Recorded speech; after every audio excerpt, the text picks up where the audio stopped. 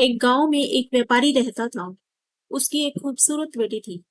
एक बार उस व्यापारी पर बहुत ज्यादा कर्ज हो गया था और जिस आदमी से उस व्यापारी ने कर्ज लिया था वो उसी गांव का था और बहुत ही घटिया आदमी था।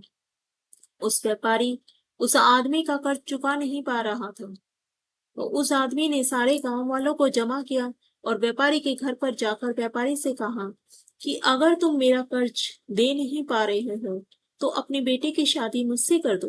यह सुनने के बाद भी वह व्यापारी चुप रहा क्योंकि वो मजबूर था। ये सारी बातें घर में बैठी उस व्यापारी की बेटी सुन रही थी। थोड़ी देर के बाद उस आदमी ने गांव वालों और व्यापारी से कहा कि ठीक है, मैं एक थैली में सफेद और एक काला पत्थर डालूंगा और इसकी बेटी को थैली में से कोई एक पत्थर निकालना पड़ेगा। अगर सफेद पत्थर निकला तो मैं कर्ज भी माफ कर दूंगा और इसकी बेटी से शादी भी नहीं करूंगा।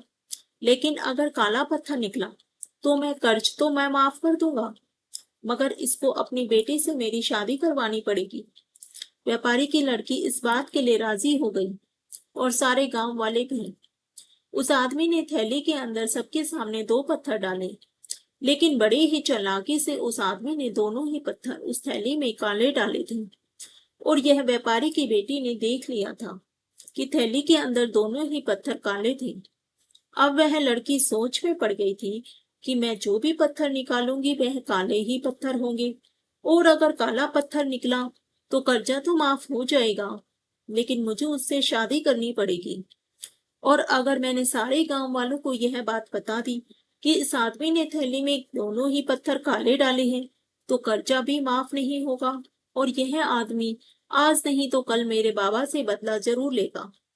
लड़की यह सोच ही रही थी कि लड़की को तभी थैली से पत्थर निकालने को कहा गया। लड़की ने थैली में हाथ डाला और एक पत्थर बाहर निकाला और बिना किसी को बताए उस पत्थर को जमीन पर गिरा दिया। और जमीन पर गिरने के बाद वह पत्थर दूसरे पत्थरों में मिल गया। तभी लड़की ने सबसे कहा कि अब कैसे पता चलेगा कि मैंने जो पत्थर निकाला था वह सफेद था या काला था। लड़की ने कहा कि थैली में जो दूसरा पत्थर है उसे देखो। अगर थैली में सफेद पत्थर है तो मैंने काला पत्थर निकाला था और अगर थैली में काला पत्थर है तो मैंने सफेद पत्थर निकाला था और थैली में तो सिर्फ काले ही पत्थर थे। और सभी गांव वालों ने यह समझ लिया कि लड़की ने जो पत्थर निकाला था वह सफेद था।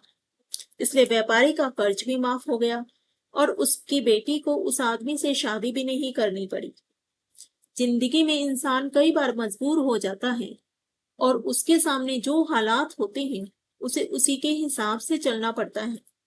इस कहानी से हमें यह सीख मिलती है कि जब भी आप मजबूर हो जाओ और मजबूरी में आपका कोई फायदा उठाना चाहता हो तो इनोसेंट मत बनो, बल्कि अपने दिमाग का इस्तेमाल करो। जितने इनोसेंट बनने की कोशिश करोगे लोग उतना ज्यादा आपको चीट करेंगे। अब इसका मतलब यह नहीं कि आप लोगों को गालियां देना ही शुरू कर दो, बल्कि इसका मतलब यह है कि आप समंदर की तरह बनो। मतलब यह है कि आप समंदर की तरह खामोश रहो, लेकिन उसकी गहराई की तरह अपने दिमाग में नॉलेज रखो।